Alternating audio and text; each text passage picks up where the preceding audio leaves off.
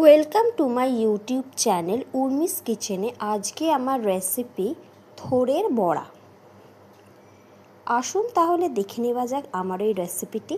থোড়ের বড়া বানানোর জন্য আমি এখানে বড় লম্বা থোড় নিয়ে নিয়েছি, সেটাকে মাঝখান থেকে টুকরো করে কেটে নিলাম।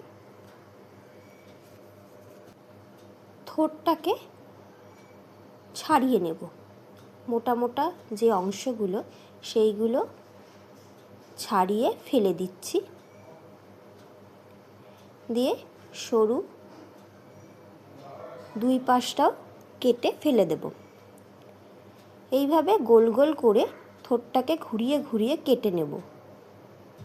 থোড়ের গায়ে যে শুয়া আছে সেইগুলো বাদ দিয়ে দেব। গোল গোল করে থোড়টা কেটে নিয়ে থোড়ের বড়া বানানোর জন্য আমার এখানে দুটো আলু দরকার, তাই আমি এখানে আলু কেটে নেব।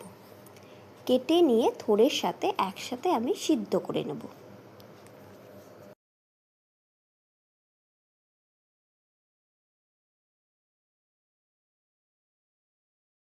ভালো করে ধুয়ে নিয়েছি, দিয়ে কুকারে থোড় আর আলুগুলো দিয়ে হলুদ,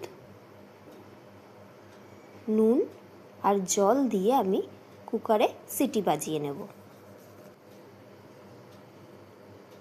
আমার থোড় সিদ্ধ হয়ে গেছে।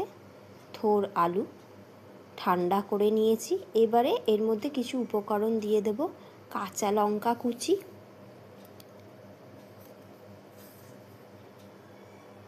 চারটে কাঁচা লঙ্কা স্বাদ অনুযায়ী দিয়ে দিলাম, হলুদ গুঁড়ো দিয়ে দিলাম, স্বাদ অনুযায়ী নুন দিয়ে দিলাম, স্বাদ অনুযায়ী অল্প চিনি দিয়ে দিলাম, কাশ্মীরি লঙ্কার গুঁড়ো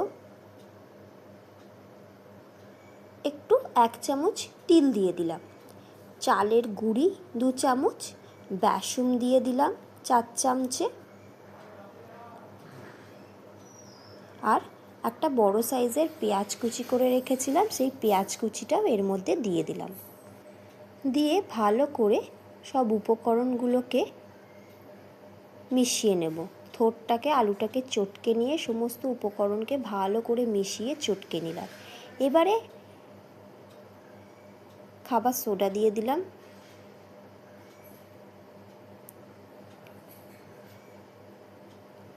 মাখা হয়ে গেছে। এবারে হাতের সাহায্যে চ্যাপটা করে বড়ার মতন শেপ দিয়ে সাদা তেল কড়াইতে গরম করে একটা একটা করে ছেড়ে দিচ্ছি। এক পিঠ হয়ে গেলে অপর পিঠও এইভাবে ভেজে নেব, দিয়ে দু পিঠ ভালো করে ভেজে তুলে নেব। এক পিঠ ভাজা হয়ে গেছে, তাই আমি আরেক পিঠ উল্টে দিচ্ছি।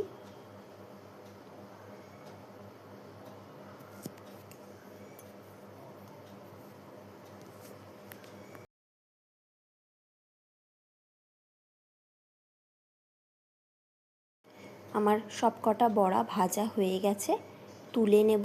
হয়ে গেল আজকের আমার রেসিপি থোড়ের বড়া।